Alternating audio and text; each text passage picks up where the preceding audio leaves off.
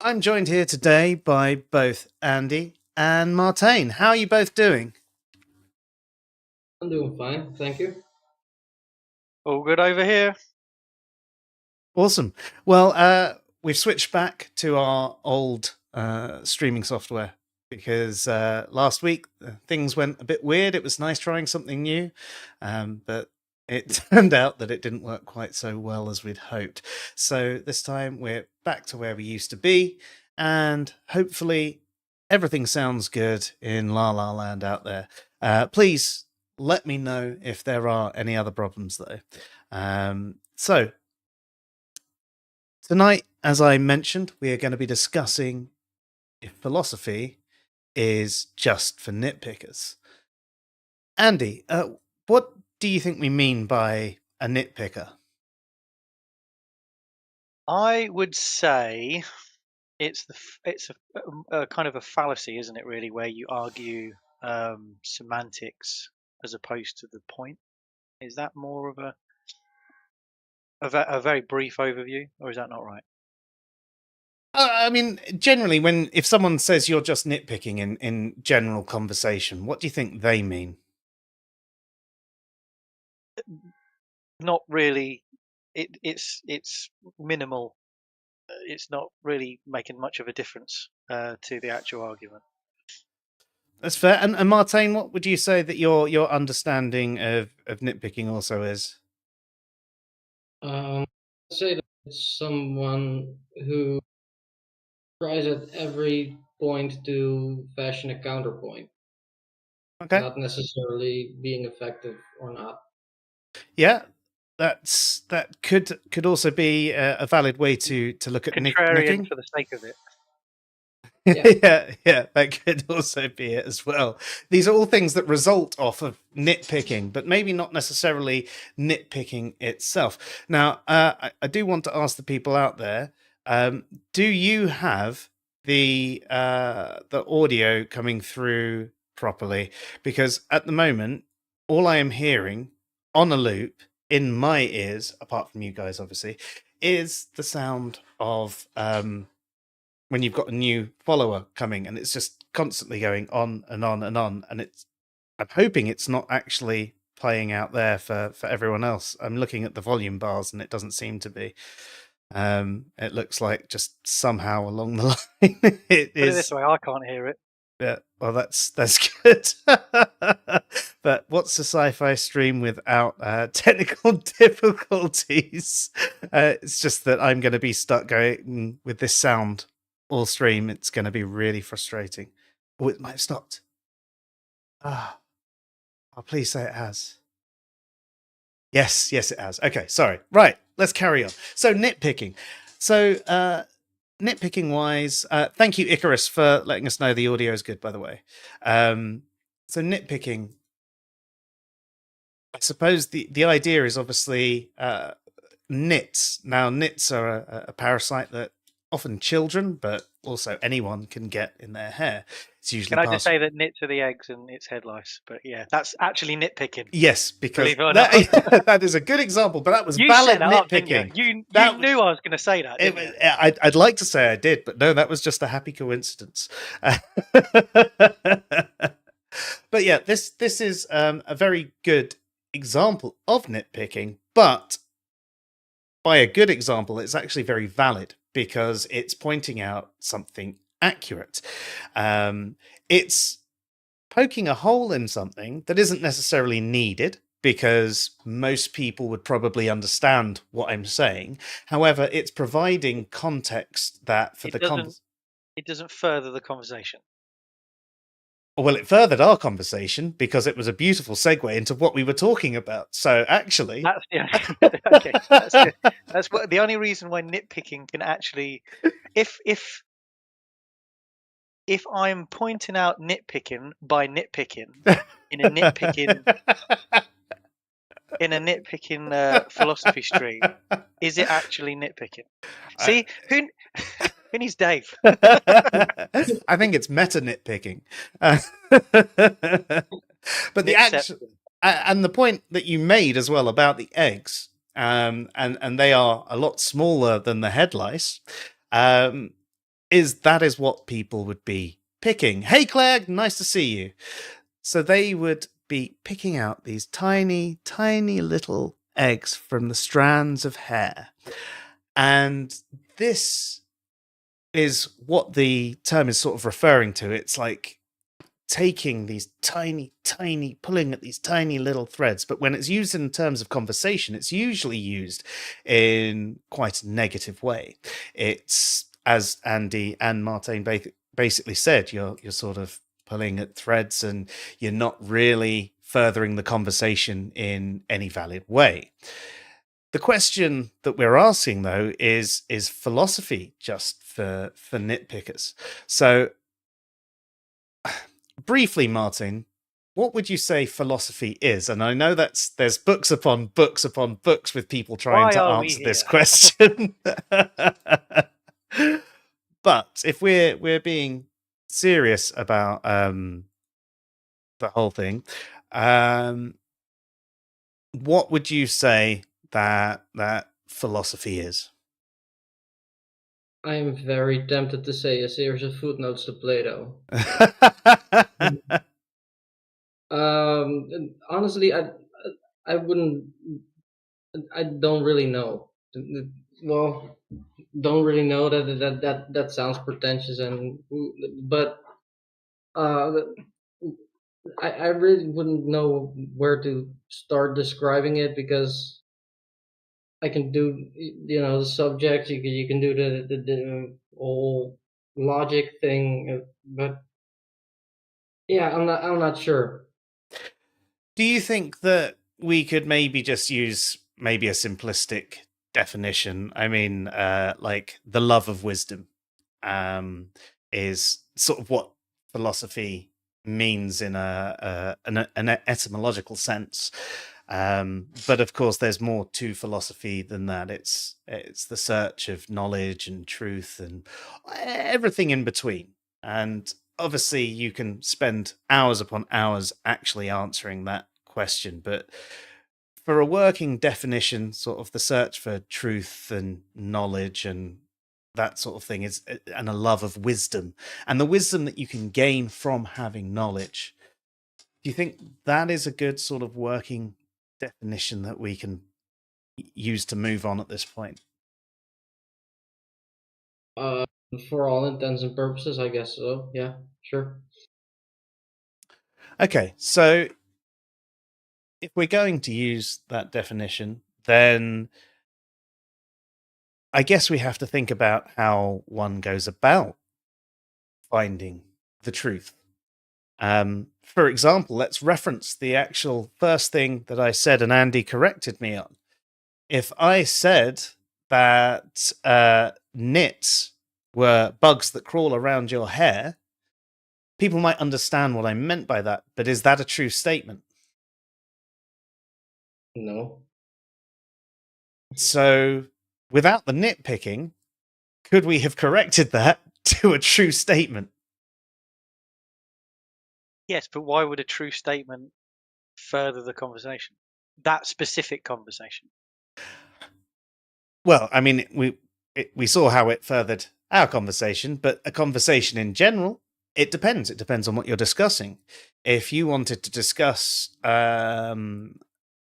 insects, for example, and someone wanted to point out that they're actually talking about arachnids and they not necessarily counted as insects, does that further the conversation?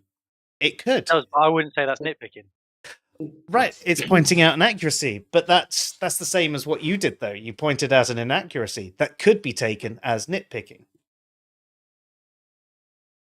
Yeah, but it Yeah. doesn't further the conversation more than saying like being a nitpicker is someone who picks at knitwear, right? I mean, it's a totally bogus explanation, but it does do the same thing in a conversation. Sure, sure. I would say nitpicking is more to do with minor, basically being a pedant and just uh, looking at stuff that's not really relevant. But yeah, it could be accurate. Like we say, with a nit is the actual egg and not not the head lice. The same thing comes up with like when you're talking about Frankenstein, and you talk about Frankenstein as the monster when it's not. It's the scientist behind it, as opposed to the monster who should be Frankenstein's monster. Yeah, although arguably the Doctor is the monster. Well, yes, yes. And is that nitpicking? That's philosophy, actually. Is the Doctor the monster, the real, true monster? Yeah, but isn't it the same thing as nitpicking though? I think it can While be. being philosophy. But this is what I'm saying. Like you're looking at these minuscule details, and perhaps sometimes they don't necessarily further a conversation, but maybe they further the search for truth. If you really wanted to know who the true monster of that story, don't you have to go through and analyze that story and think about different forms of morality and what it means to be moral and good and evil and things like that, and actually think about the things that led to the monster being created? Adam, I couldn't remember his name. Sorry. Not now. That was probably nitpicking myself. That's completely irrelevant to the conversation. That doesn't further anything at all. That would be an example of the negative kind. But going into the level of detail that would be considered needless nitpicking by most people who perhaps just want to enjoy the story. There, what we're doing by mentioning the monster and who is the real monster, that would be nitpicking to them. But if you carry on that conversation, you're diverting the conversation to be about that, as opposed to what it was originally about. Well, if the conversation was originally about who is the real monster, well, yeah, then it would be relevant. or But if you were with people if who, you were talking about films in a different context, then just saying, well, actually, Frankenstein's the Doctor, not the monster. And then you start talking, well, was he really the monster? And then it kind of talks, about that. could we say though that there's an element of actually it depends on who you're talking to? Because if we were in that conversation, we're all nitpickers, or we all like that sort of detail. We like the philosophy of it. We like to examine things. So actually, if any one of us turned around and went, "Oh, well, did you know?" We'd be like, "Oh, really? Oh, yeah. Let's think about. Oh, yeah, very interesting." Oh. Whereas if you were talking to some other person off the street or someone at work who wasn't interested in that, at that point, it's the negative kind of nitpicking. So, could we say that nitpicking, at least in its negative connotation sense, is dependent on context, but philosophy and nitpicking in some circumstances, at least, could be the same thing? It just wouldn't be a negative connotation for nitpicking if we're talking to the right people.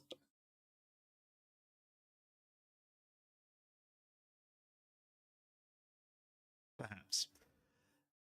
Now, the thing about nitpicking and philosophy is I wonder if part of it is the attraction that certain people might even have to philosophy.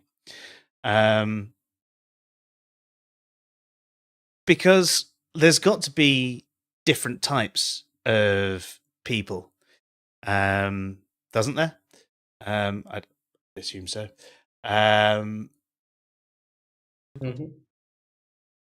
And coming from my interest in philosophy is massively an analytical background. I am a programmer. I am an analyst. I have had these sorts of roles in the past and have them. And so when it comes to something like logic and things like that, even though before looking into the philosophy side of things, I found the rules of logic made sense to me.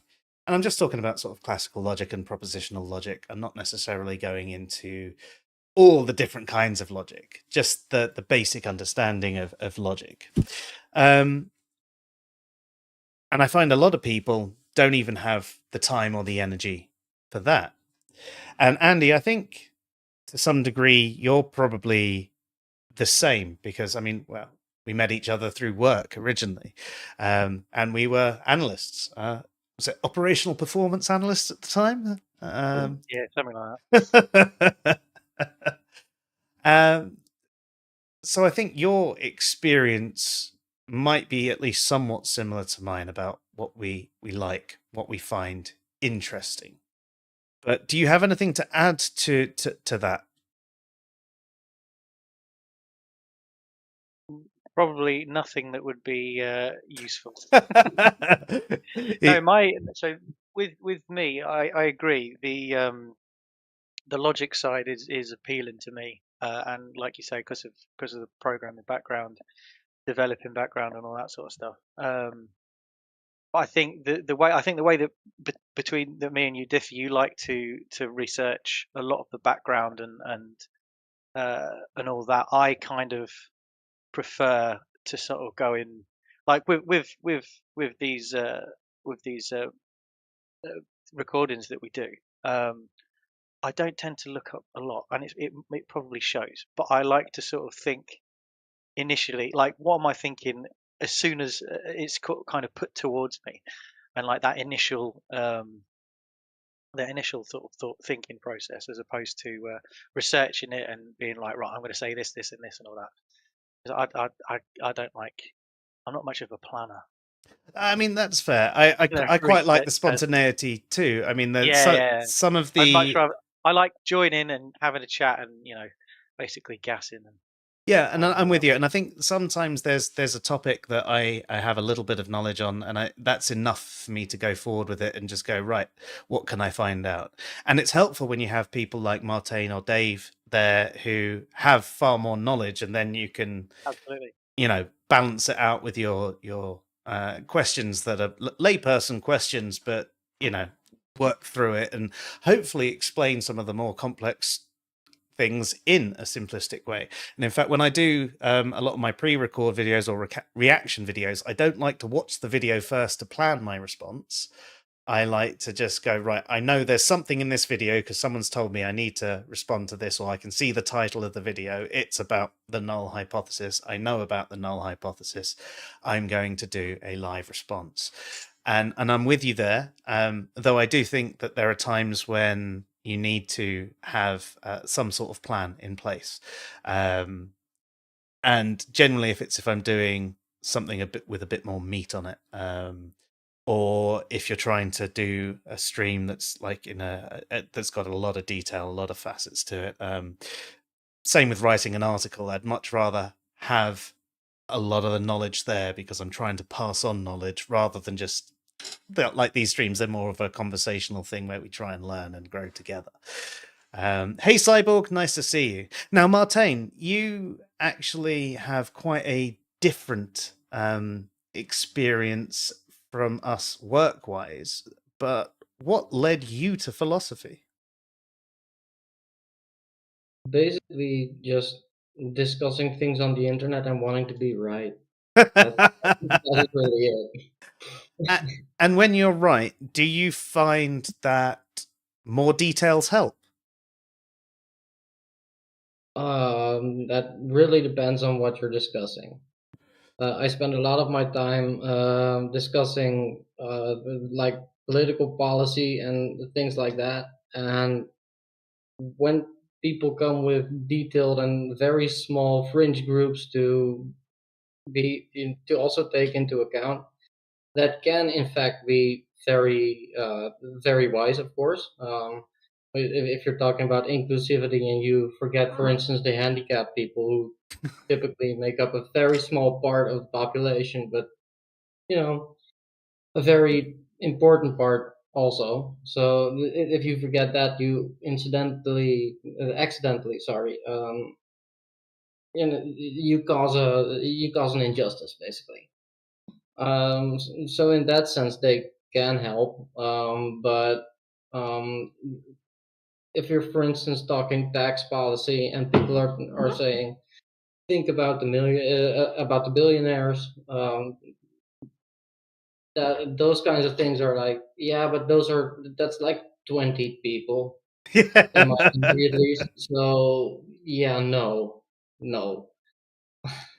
Kind of sounds like you were nitpicking.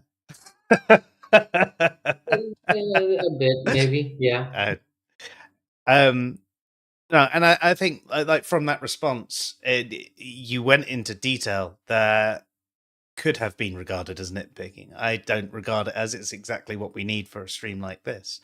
But that in itself, the level of detail, the way you answered that thing is, you know, there's context, and here's the different contexts, and just as an example, because you want to make sure that you're right. And if you gave just a broad answer, because 80% of the time, yes, detail is more important, so yes, you'd have been wrong in the grand scheme of things, which I get.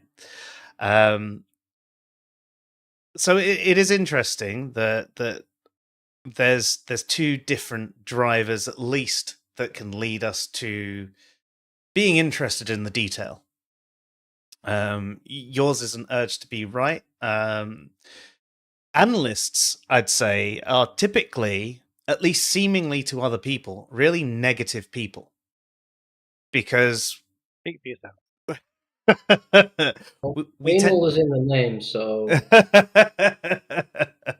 we tend to point out the problems, though, and We it's put the anal in analyst.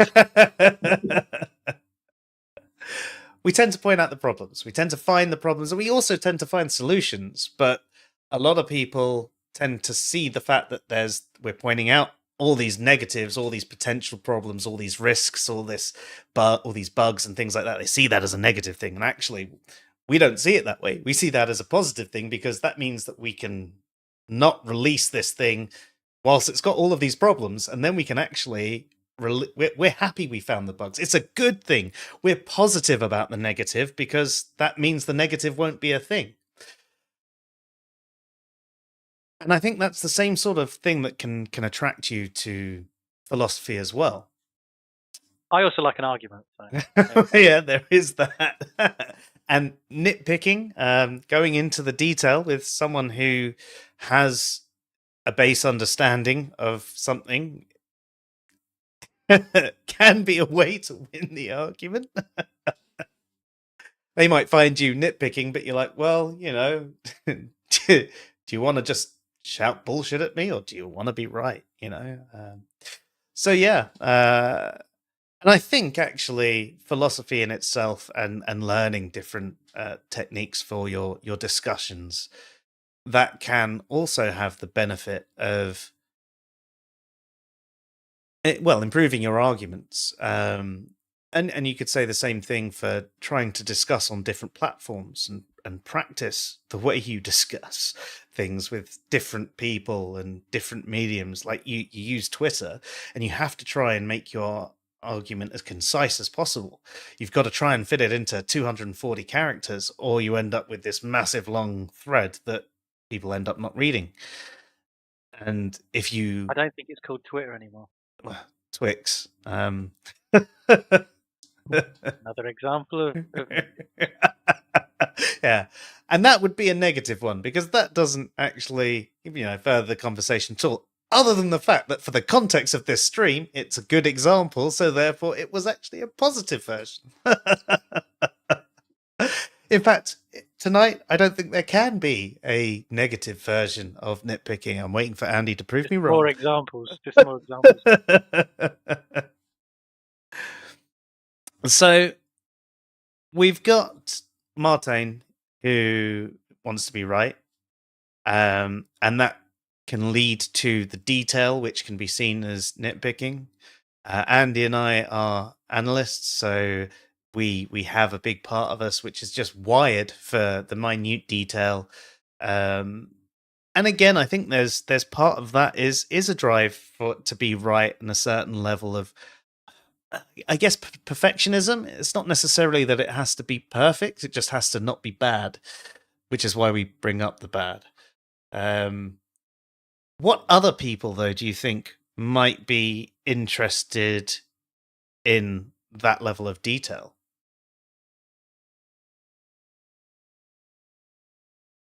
Scientists, I guess. Okay, scientists. Scientists, would you say, usually have a naturally analytical mind? I'm not very sure whether analytical thought is something that is per se natural, or well, I don't think it. Yeah, I just have a problem with the natural classification, but I'd say that they are apparently more analytically inclined. Let's say. I suppose even if they're not, the scientific method is something that is geared towards analysis, the gathering of data and then analyzing the data to see if a hypothesis has been falsified or not. Well, peer reviewing is just nitpicking, isn't it? It's trying to pick holes. Well, it's not nitpicking. It's just trying to pick holes in pick a holes theory. instead of nits. Well, there you go. Yeah, I mean, you could definitely say that about the peer review process. And I think when it comes to something like a peer review on something philosophical, or literature or anything like that, it's even more nitpicking, because at least with science you've got some hard data there, and you can test and see if you can falsify it and all of that. Whereas it's even more nitpicky when it comes to, I don't know, you're interpreting Wilfred Owen's poems and someone goes, "Oh, I don't think it actually means that. It sounds more like a machine gun." Um, but, so yeah, scientists is a good example. They probably do have a naturally analytical mind, and in that regard, could we say that most people who were interested in detail probably do have some form of analytical mind? So, to that end, would you say that it's generally analytical people that are interested in philosophy? I think that philosophy is inherently people practicing analytical thought. So there should be people who are at least okay with engaging in analytical thought to do it. I just don't think there's necessarily some sort of inherent difference between people who do or do not practice or enjoy or are interested in philosophy. That's fair. So I mean, so they're, artists, for example, they're not really analytical, are they? Artists or musicians or people like that. a Would they musician be might interested? be. Maybe, but would they be interested in philosophy? I think so, yeah. Exactly. Yeah, exactly. But And I think a lot, why? especially What part why. of philosophy would they be interested in? I'm not saying a Well, musician can't be interested in it. I mean, Andy, you're technically a musician as well as an analyst, um, so imagery and iconography. right, exactly. So the aesthetics side of it. But why would someone be interested in aesthetics rather than just appreciating the art? What? What do you mean? So, for example, questions like what is beauty, and looking at standards of beauty and things like that.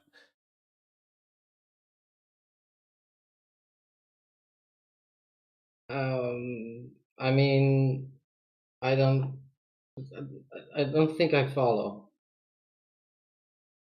Um, so You said that an artist might be interested. So let's just think about a painter or something like that might be interested in philosophy, and then you sort of talked about the aesthetic side of philosophy. It's also the utopia as well. So if you're talking about what is an ideal world, what is the utopia, what is the dream, that I think would appeal more to people with an artistic sort of mind as opposed to an analytical mind. But if they're And asking those that is, questions, are they not analytical questions? I don't think so. No. Are philosophical questions not very often also very inspirational for a myriad of things? Whether it be a lyric for music, for a piece of music, or a statue that, for instance, well, let's say you listen to emo bands and then you make a statue representing crippling teenage angst. I mean, it, those two things can be connected without being necessarily connected, right? I I think the analytical is more towards the logic side of things, as opposed to the sort of the. I think I'd say philosophy is more general. You have the analytical, but yeah, you do have the creative as well. also good art requires logic. It requires you to decide which color fits where, or how to follow your rhyme schemes, or how to attune your lyrics correctly to music. All these things are knowledge and analytical properties that are what do you say? How do you say it? inherent Very within. correct at that. Yeah. Yeah, no, I'd agree, and I think that's what I was sort of trying to get at. I That don't know. I think a lot of artists, they kind of buck the trend of, say, you're painting a picture, and usually there you paint green, or what, for whatever reason.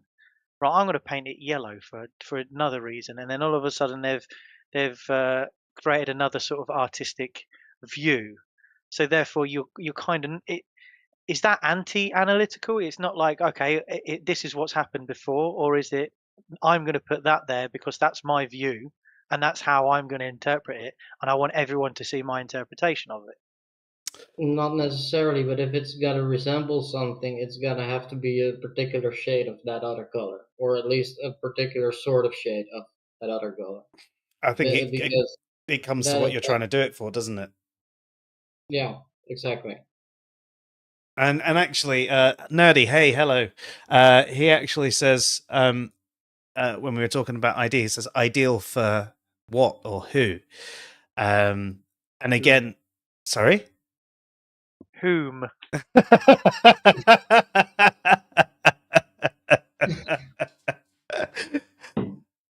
um Typical.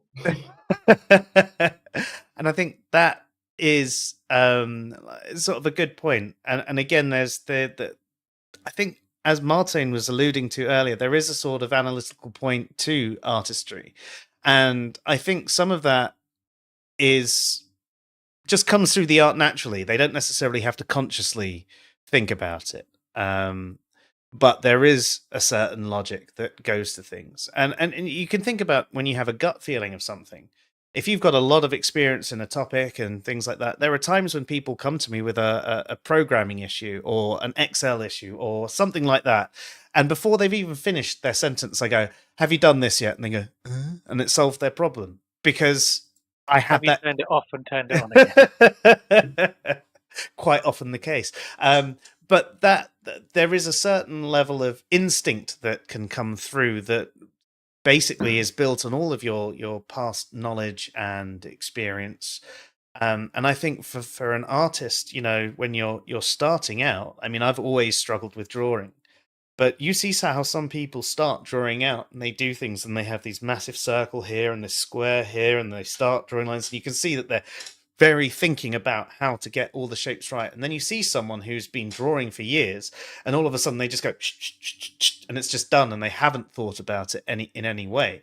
But they've gone through those logical steps to get that good so that they didn't have to do the blocky stages. So I think it's a completely different kind of. Is that a logical step, or is it just I'd say muscle it's memory? well. I think the getting the muscle memory, that process is the logical step. That's where you're doing your analyzing. Okay, I want to draw a face.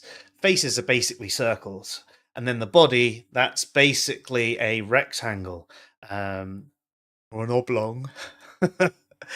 um, Or a quadrilateral? and they do that, and they get all of that in there. And I think there is a methodical process that people can take with art. And I think maybe that's how they get that. And maybe some people are just can pick up a pen and draw anything. Maybe. But I think people who work at it, that is the work that you're putting in there, is a form of analysis to get better at what you're trying to do. So we've got sort of two sides there, and you both pointed out earlier about the inspirational side to philosophical quotes and things like that. There's things in philosophy, especially if you go for bad philosophy like Deepak Chopra, where where Is there bad philosophy? it's all bad. That's what you need to know. Everything about it is bad, which is what makes it so good. Because you can nitpick every single thing. So yeah, I do think that there is something that we can gain from understanding that side of things. Nerdy also has a couple of other statements that we'll address before continuing. He says, beauty is in the eye of the beholder.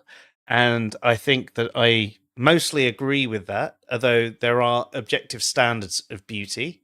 And you could turn around and say, I don't personally like that, but that is a good piece of X. Say you don't like natural life drawings. Say you just absolutely hate them for whatever reason. But you can say, that looks almost as well, that looks better than a photo of the thing. That's an amazing piece of natural life, but I don't find it beautiful myself. And there are certain standards to different types of art. It's the same sort of thing with music. You could hate a particular genre, but understand all the components that go into a good piece of music for that genre and go, yes, for that genre, that fits in well. That would be a good piece of music for that genre. That is beautiful for that genre. I do not find it beautiful. And that's the sort of subjectivity, the preference side to the, standard side. And some people might argue that that's nitpicking as well. But that's what we're here for.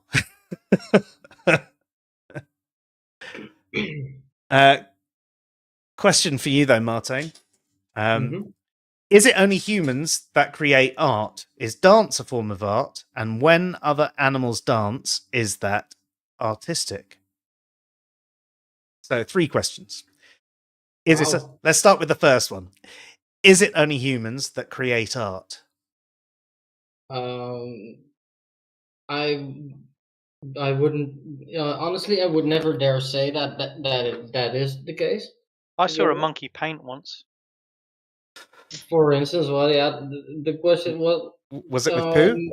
I remember having this conversation with you guys over WhatsApp, and you guys reminding me that there's a difference between art per se and like fine art. I would say that fine arts are typically only made by humans. At least, only fine arts made by humans are recognized, for as far as I know, at this point. And that's probably going back into sort of the objective standards type of thing. Is it only humans that appreciate art though? Like you could probably like I mentioned about a monkey painting. It's obviously just a joke. Like they've got a paint. Some guy has given an orangutan a paintbrush and he's swishing over the paper, and it's obviously not painted anything. It's just a big scribble.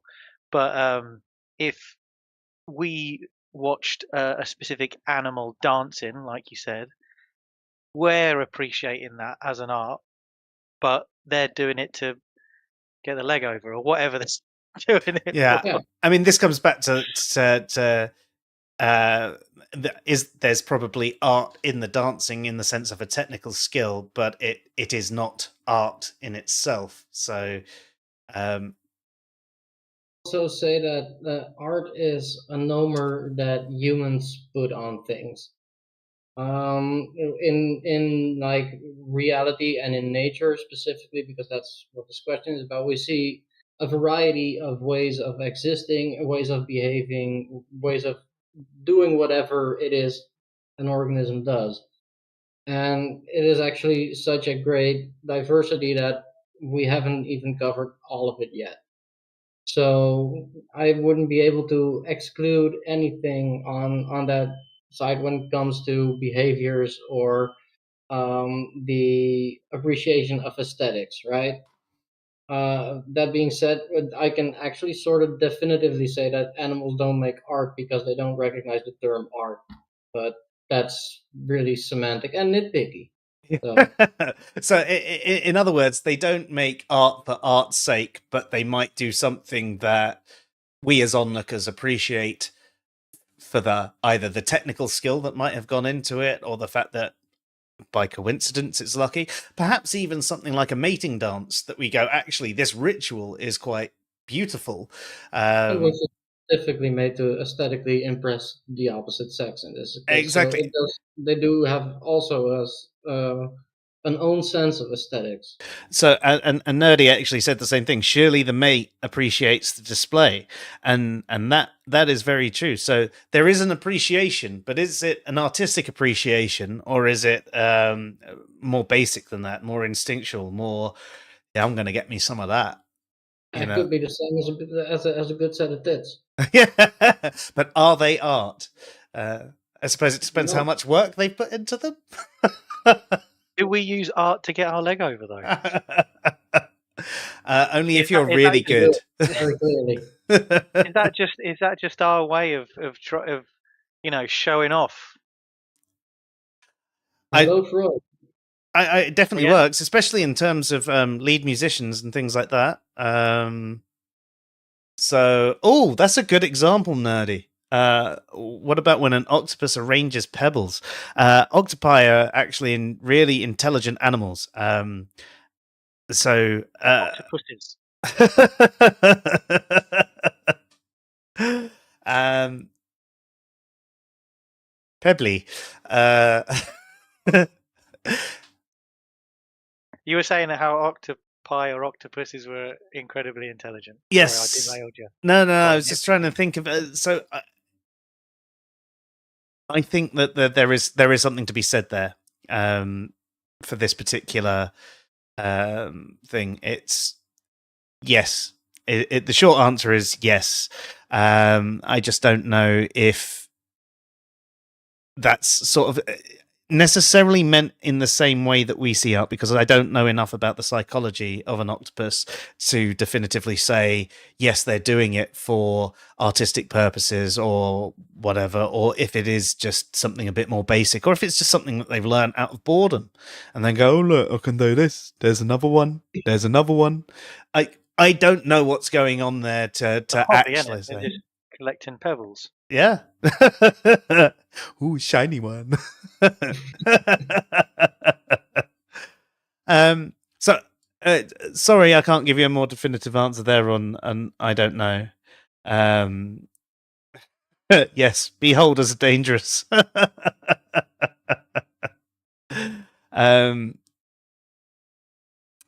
So is dance a form of art? So yeah, this goes back to the conversation we were actually having a couple of weeks ago on WhatsApp, doesn't it? Where we were talking about if there's a difference between. In fact, no, it was the gaming stream a couple of weeks ago. It was on here. Yeah. Yeah. And we were talking about whether games could be considered art, and is the coding art. And we were like, well, there's an art to coding, and you could possibly, if you understood the code, appreciate the aesthetic of the code, but it's not the same way a piece of art is, where it's a bit more like a painting or a piece of music or a piece of dance. But equally, there is types of it where you can say, well, anything dancing, there is some sort of skill to it. It is an art, but it's not until it's telling a story and expressing the emotion that it is art of itself. There needs to be some form of expression of openness of the soul. So, is dance a form of art? Yes and no. But let's go with yes for the ease. And when other animals dance, is that artistic? I don't know if the intent's there. I don't necessarily think it is. I think that we can appreciate the skill that might go into that, or the beauty. There could be a lot of beauty that goes into that dance, but I don't know if It'd be funny. It'd be yes. hilarious. Comedy is one of the arts. So. But it's down to who's appreciating it, and at the moment, it's obviously just humans. Yeah. And as we said, the mating side of appreciation, it's not necessarily appreciation because, ooh, that's beautiful. It's more instinctual of, I want some of that. And maybe we humans are just overcomplicating it, and actually it does all come down to that's all we really want as well. But who knows? It is also like the fact that we can see the colors arranged on the painting is exactly the same reason that we see faces in the clouds. So it is also like a psychological thing that specifically is inherent to most likely animals that have to fear predators. So apex predators would likely have more problems appreciating art had they have such, the opportunity. Mm-hmm. No, So that's a good point. yeah. Nerdy says, "I certainly think some code is more beautiful," and that's what we were saying. There can be beauty to the code. You can have a bit of code that is either really efficient, really concise. It looks great, but actually, there isn't the same sort of. There might be an art to putting that code together, but that code in itself isn't art. But if you're interested in that one, that was a stream for a couple of weeks ago. There's a good question though: is the appreciation of art not instinctual? I think the appreciation of beauty is, but like we were talking about with the objective standards, you can appreciate things that you don't find personally beautiful.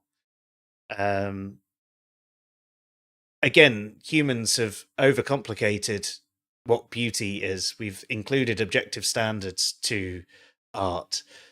So you can easily argue that not all of it is instinctual. But yes, beauty, the appreciation of beauty, I would say is an instinctual thing.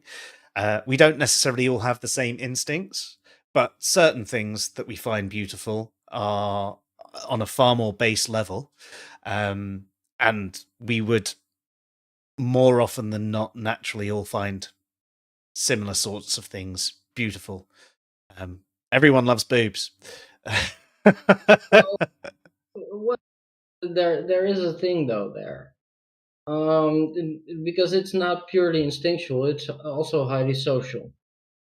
If you look at paintings in like the 1500s, 1400s, the beauty ideal was a pale, fat women. Well, fat women. I don't know. Plus size women. Let's keep it on that. Rubenesque. Um, Girthy.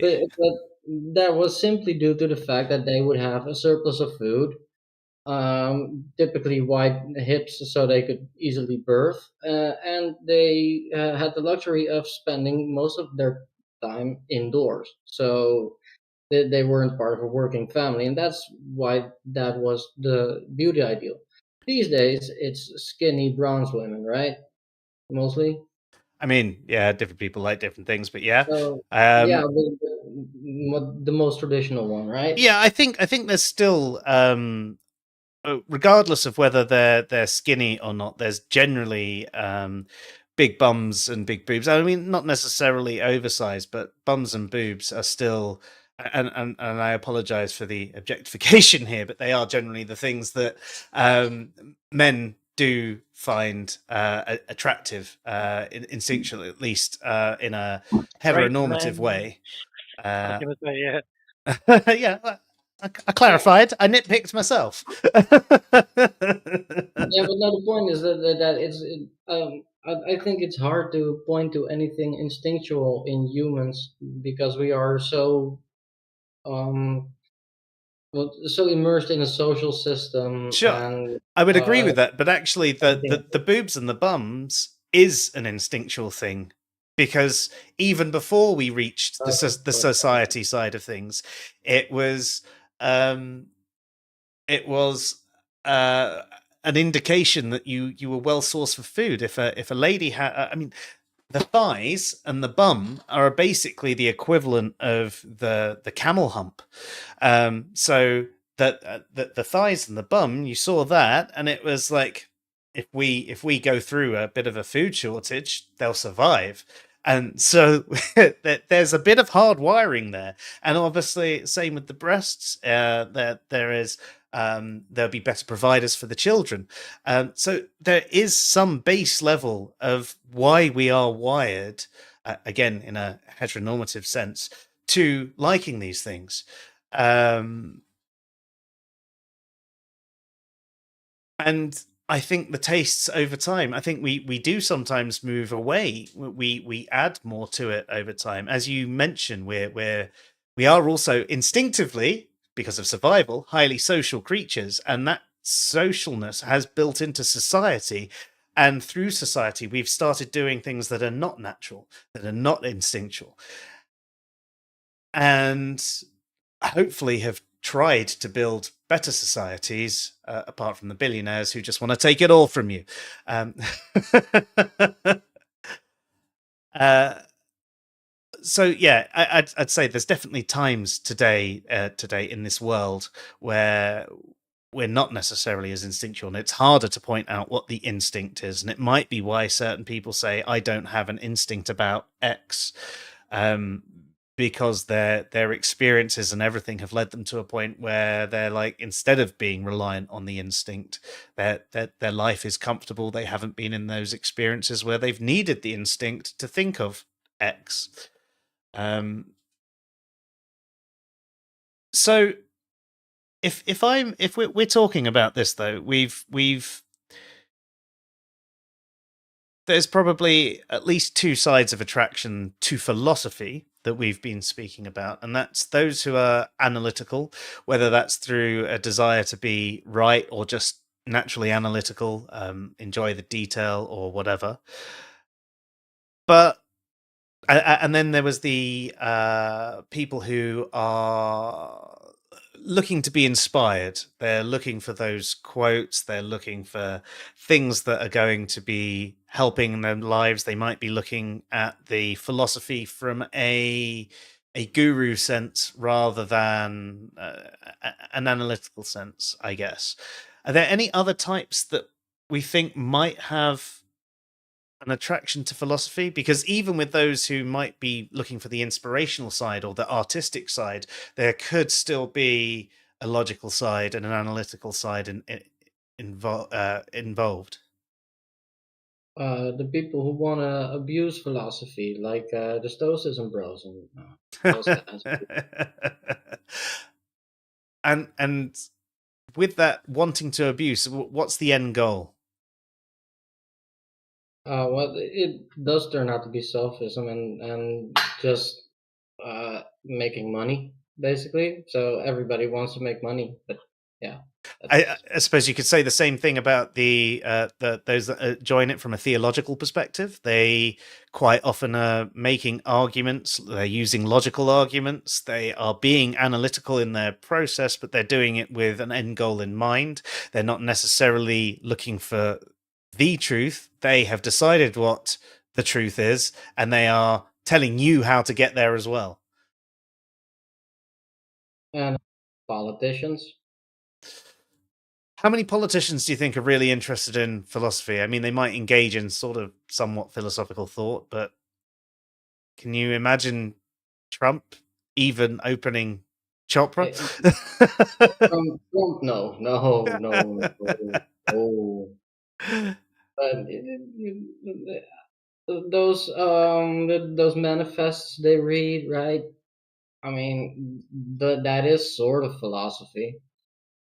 The biographies of that, I'm pretty sure those contain philosophy, right?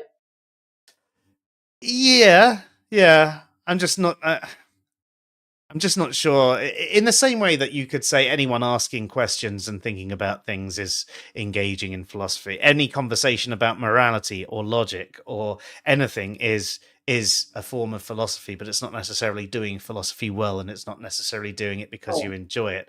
A lot of the people that get involved in morality conversations, they're often people going, what's the thing? Morality is subjective because God doesn't exist, and that's their entire argument. well, yeah, but look, those politicians they use sophistry, but they also use the language of philosophy. hmm So there has to be at least some base interest in That's a philosophy good to point. know the Actually, terms they use in their sophistry. it might not even be like moral language, for example, is very motivational, right? So, if you tell someone something is that they shouldn't do it, or you tell someone that thing is evil, one's using moral language and one's not. And you can actually say, the reason you shouldn't do this is because of XYZ and lay out a perfectly good argument. But if you tell someone that's evil, you're going to get more of a general response from them, aren't you? So there is definitely people who want to. I mean, going back to what you said, as Nerdy says, "Ooh, Stoicism is an abuse of philosophy." Shots fired, and Cafe joins in. Armed-chaired philosophy, you might call it. um,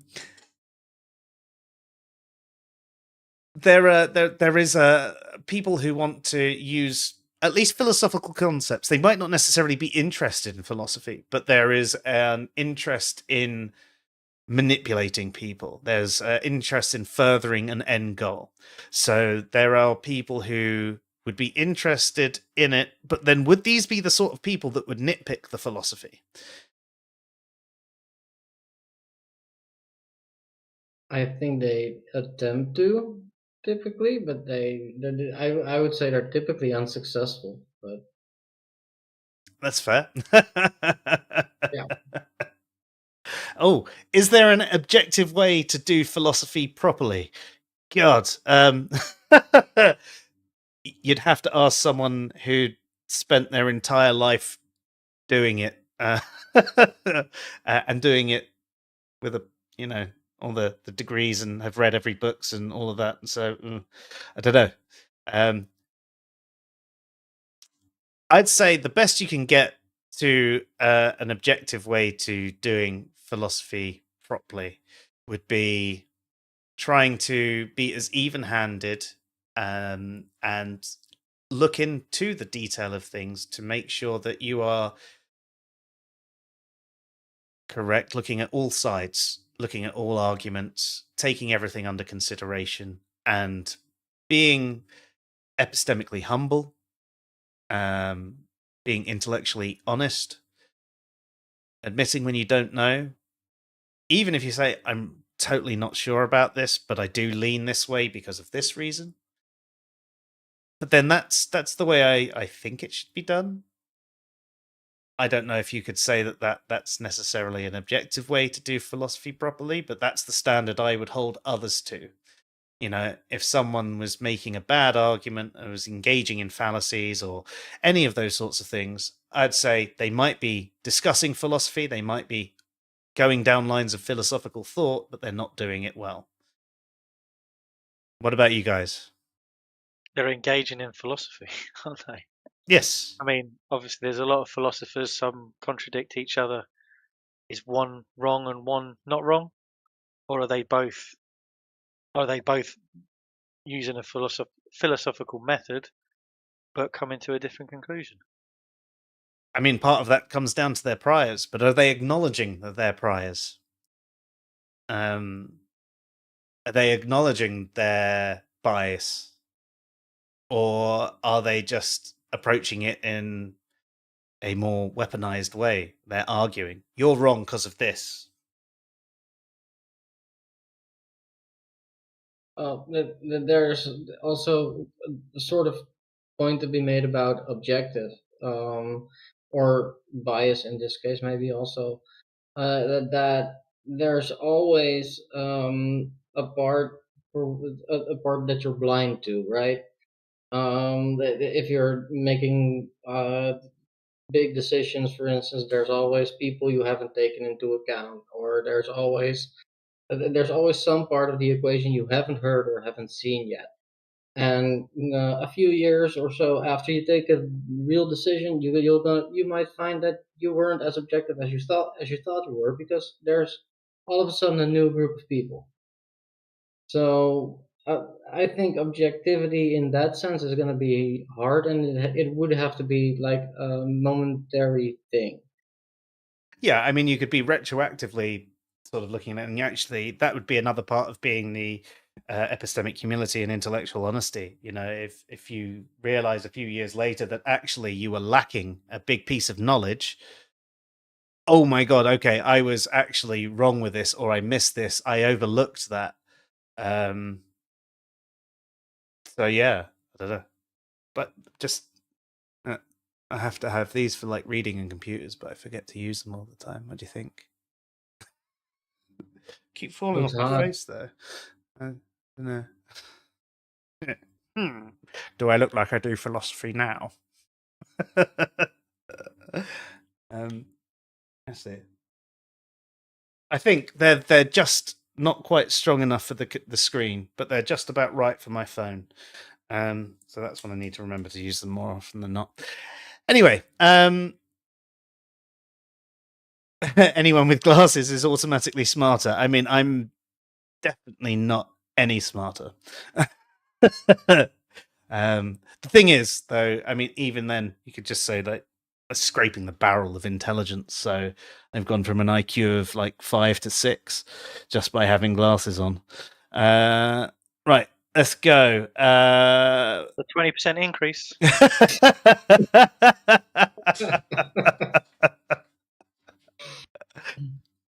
20% smart with glasses on. And there, you know what? That well, people using stats, I guess that's more on the math side. But someone could say maths is just applied philosophy to really annoy all the mathematicians. So, with the fact there are sort of different kinds of philosophy, at least things that are considered different. The main three that I think of is you've got your analytical philosophy, your continental philosophy, and your Eastern philosophy. And the main Continental philosophy is like, it's not cooked, it's just like pastries and cold ham. and Eastern philosophy comes with some fried rice. Oh, that yeah. But he's going to go Eastern European, and they come with like pickled fish or something. But when I have looked at the difference between these concepts myself, continental philosophy just seems to just be a bit more poetic in its writing, and Eastern philosophy is I guess kind of similar in the sense that it is a little bit more poetic than analytical, which seems to be a bit more dry, a bit more facts, but still has some of the story behind it. But Martijn, would you say that there's actually more of a significant difference between the kinds of philosophy? Not necessarily, to be honest.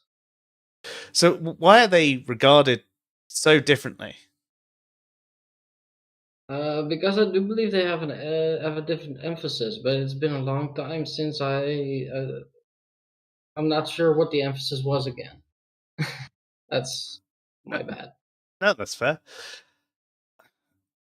So I mean, I suppose one of the things, a lot of Eastern philosophy, and I must admit, my I'm very limited in the Eastern philosophy side. Is a lot more dealing with the self, kind of like the whole virtue ethics side of things. That a lot of it is about being the best you, and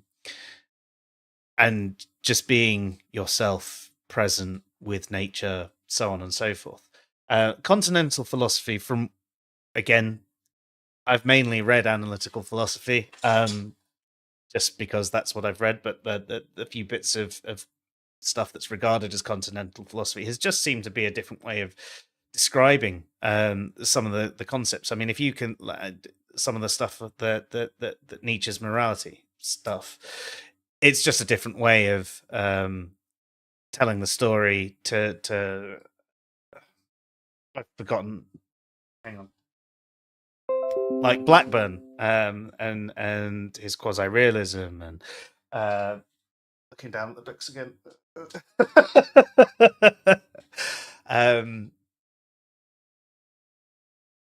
All of those things, they just seem to be slightly different sides of the same coin, and not really significantly different. There was still an analytical part to it. And it's one of those things that I've always found. Why do you think analytical philosophy has failed where continental philosophy is succeeding? Like, what are these arguments? And why do you think that over that? Like, it's just because you're agreeing with something that their conclusion that you're saying. Yeah. Anyway, that's probably what I've done, but I haven't read enough continental or Eastern to have a fully formed opinion on them. It's just what it seems to me. There's still this analytical side to it. It's just a bit more pretty, or prose-like, or It's very very metaphorical and a lot of similes and stuff like that in Eastern philosophy, isn't there? There definitely is, yeah. So I think it probably doesn't make much difference then what kind of philosophy you're attracted to. Perhaps with the Eastern philosophy, it might be more for the people who are looking for the inspirational side of things. Will look at working on themselves. Maybe for the continental philosophy, it's probably people who are somewhat analytical but want it to be a little bit more interesting. I don't know, but I think that you've still got the people who are in some way interested in nitpicking that would prefer.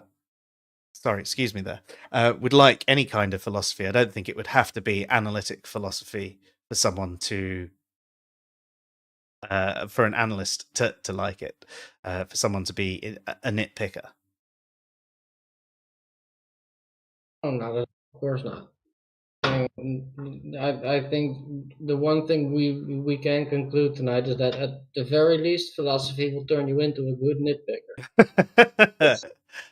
And, well, as long as you're engaging in philosophy in a good way. Yeah. Oh, that's an interesting assertion there, Nerdy. Hang on, let me get it up. I think if you're into nitpicking, you'd have to like every type. That's interesting. Actually, liking every type versus see, I'm nitpicking you here now, because I think like is the wrong word. I think perhaps Surely it's flipped. It's not. It's the wrong way around. If you're nitpicking, you like every philosophy. It's more the other way around. If you like any philosophy, you could potentially be a nitpicker. I'd say definitely potentially a nitpicker. And I think if you're into nitpicking, not necessarily that you'd like every type, but if you engaged with it, you'd probably find that you were nitpicking. And I suppose if we take what you're saying there, saying like into nitpicking, as in someone who is a diehard nitpicker, it's where they get their energy from. It's what gives them happiness. Then if we go with that, then probably they would like every type, because you can nitpick every type. But yeah, okay. Nerdy's agreed. Engaged yeah, you'd probably want to engage with every type. I think that's a better way to put it, definitely.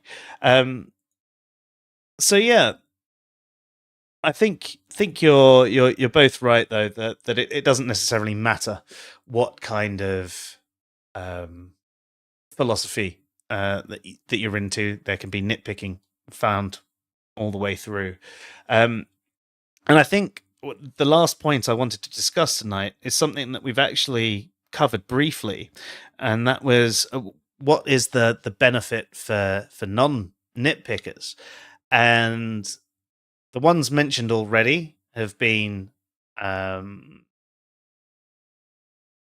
inspirational quotes and things like that, or looking for self-help, working on yourself.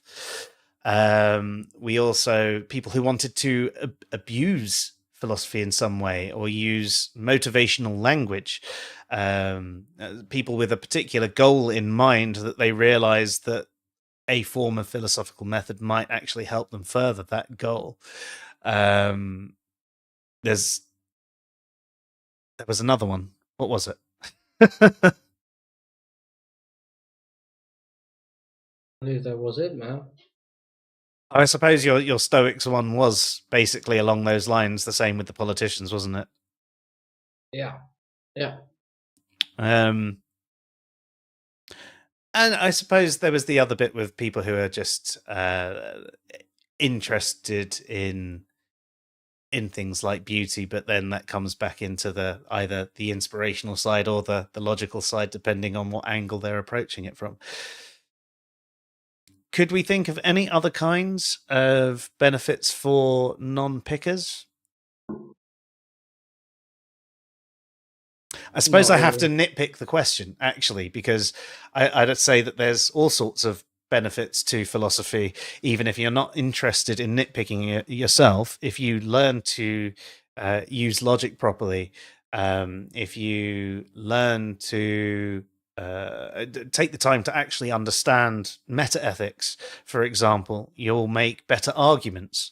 So you might not necessarily be someone who's naturally a nitpicker, but there is a benefit that you might not be interested in, but would benefit you. Although nerdy, you're right. Ignorance is bliss. There are people who know less that are generally just happy and knowing less. But those people can also be the sorts to do disgusting acts that do not benefit others. So it depends on what sort of positive. And I'm not saying that's everyone who's ignorant in any way, shape, or form. I'm just saying that there are people. If you just don't care about morality, for example, you don't care if what you're doing is wrong, and you're just happy hacking at bodies because why not? And you don't consider is what I'm doing wrong. You get what I'm saying. Awesome. Well, is there anything else that you'd like to cover into tonight's conversation? And are there any more questions from the chat? I have nothing. No? Awesome. Well, I'm going to start saying thank you both for joining us tonight. It was great to have a little chat. Great to have a catch up with you as well, Martijn. I think it's been about a year since we've had a proper chat. So hopefully we can start doing this a little bit more. And hopefully as well, spending an hour and 20 minutes on nitpicking isn't too nitpicky for people and they've been able to enjoy the chat. I'm going to spend 1 hour and 20 minutes nose picking, so. I'm going to do teeth Actually, an hour picking. and 17 minutes.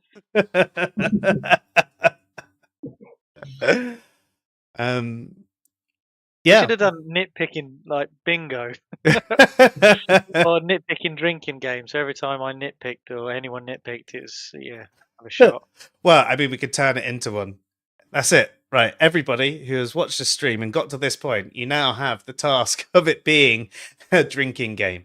Every time you see someone in this stream nitpick, you have to have a drink. Not that we're condoning getting absolutely sloshed, but if you're looking to get drunk within an hour, that'll do it.